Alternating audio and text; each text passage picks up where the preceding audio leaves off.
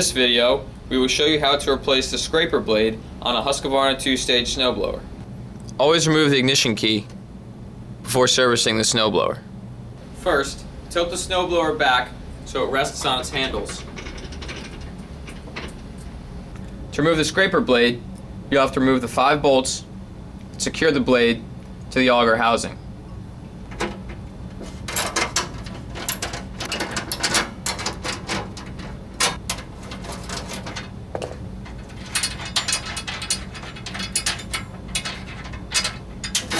Once you've removed all the bolts,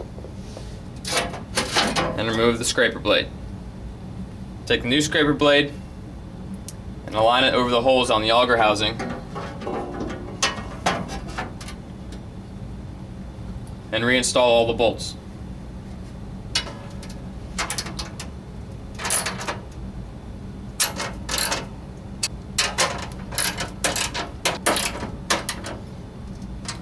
And that's how to replace the scraper blade on a Husqvarna 2-stage snowblower.